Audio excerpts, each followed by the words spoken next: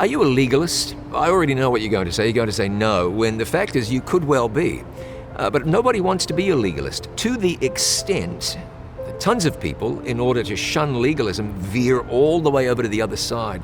The legalist says, how much do I have to do to be saved? Great, I'm doing that. Can I do more? Maybe there's even more that I can do to purchase my salvation, or because I feel so guilt-ridden if I don't, then I must do this to somehow appease God or win God's favor.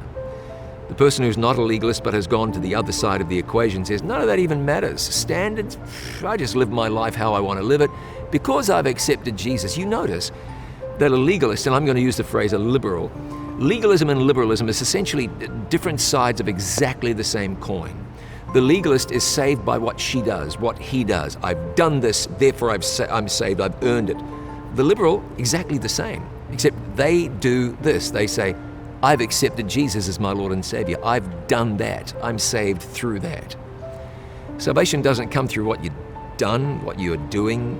Salvation comes through a connection with Jesus Christ. Now, when that happens, what do you think is going to be seen in your life? You stop quibbling about stuff and you start surrendering and you let Jesus have his way. Jesus himself was speaking to some people in Matthew 23:23. They were scribes and Pharisees. He said, woe unto you, scribes and Pharisees, hypocrites, for you pay tithe of mint and anise and cumin, and have omitted the weightier matters of the law, judgment, mercy, and faith.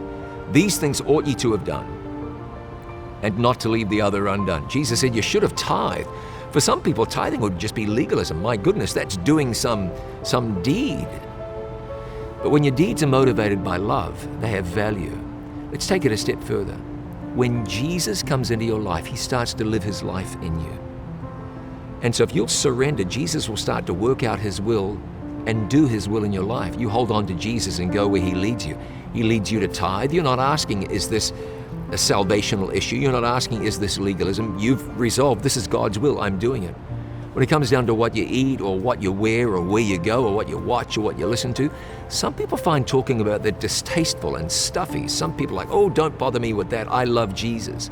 Others, they want to talk about it because the more they can do, the more standards they can uphold, the better they feel about themselves. In the middle is faith that works by love.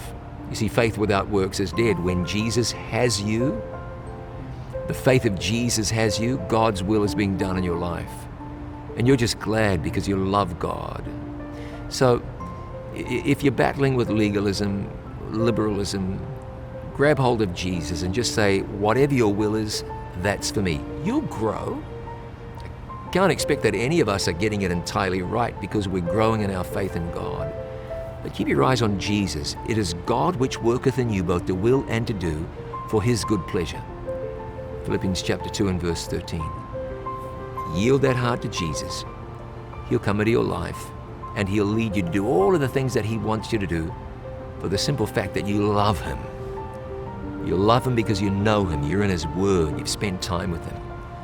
And you love him because he first loved you.